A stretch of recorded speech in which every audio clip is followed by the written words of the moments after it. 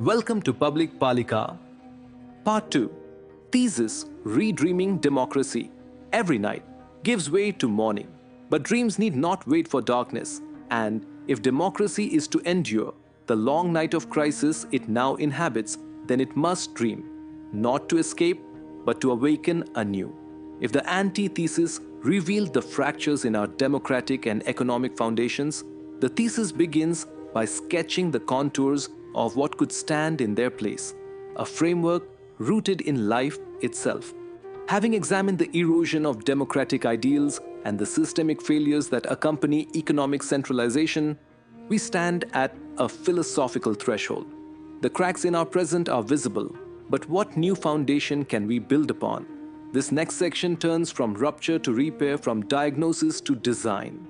It's not about hope as fantasy. It is about architecture. Designing a structure where life is not subordinated to profit, where governance is not performance, and where democracy is not a ritual but a rhythm of breath, need, purpose, and presence. We begin not with abstract ideals, but with death. Death as a boundary of meaning. A life without death is not a life of freedom, but of suspension. If nothing ends, nothing begins. If nothing is lost, nothing is preserved. If everything is reversible, nothing has gravity. To govern a society without reflecting on death is to design for excess. An unaccountable sprawl of desire, ambition, and accumulation. But when death enters the design, limits return. And with limits, the urgency of care, the dignity of time, and the ethics of presence gains relevance. Rich and poor of all religion are mortal, yet all scriptures align to declare good in life as ethical as well as economical. What we call public good cannot be constructed without understanding that every life is a brief opening in time. What we call justice cannot be pursued without realizing that delay may deny a person their one chance at dignity. What we call planning must begin by knowing that time, unlike capital, cannot be stored or redistributed once spent. Death as design. A manifesto that ignores death is a manifesto built on illusion. For it is death, not capital, not victory, that gives life its moral and metaphysical shape. Death limits us, yes, but in doing so, it orders our priorities, restores dignity to time, and reminds us that justice delayed is dignity denied. In the framework of life economics, human experience is articulated through three triads: essential, existential, and eternal. Each triad derives its urgency and coherence from the fact that we are mortal beings. Without death, food becomes excess, education loses urgency, and consciousness becomes an endless loop. Time collapses. Meaning dissolves. Imagine, what will you do with an ever-decaying and never-dying body? That is why death inaugurates this thesis section. It reorients us toward a model that aligns governance with temporality, economy with ethics, and public service with the finitude of life. We begin here not to mourn death, but to honor life. The turn toward life. Having acknowledged this boundary, we pivot to the reconstitution of democracy. What follows are frameworks not of utopia, but of alignment. What would governance look like if it took life in all its fragility and fullness as its central organizing principle?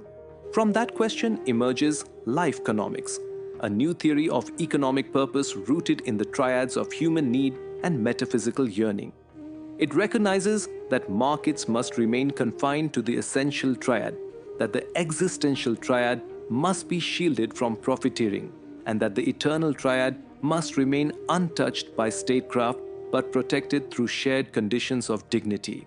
The essential triad, food, sex, and danger, finds its coherence in the fact that bodies are mortal. Hunger only matters because the body must be sustained. Sex only matters because continuity is not guaranteed.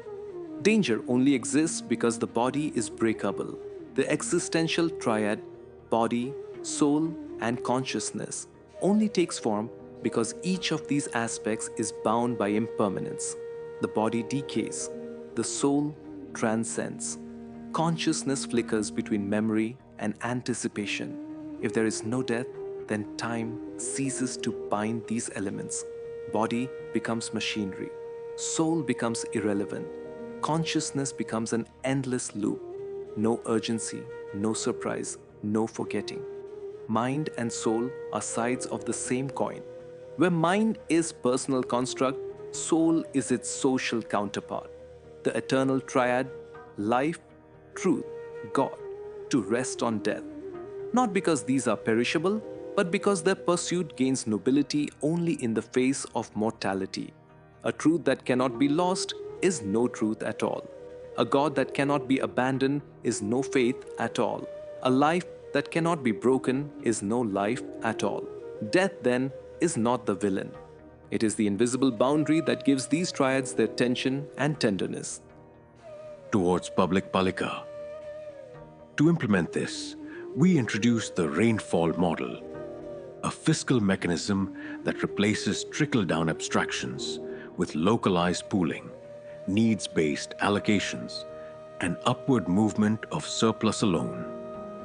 Through this model, wealth rains down from a collective cloud of contribution, gathers into constituency ponds for use, and only rises again as vapor, never as command.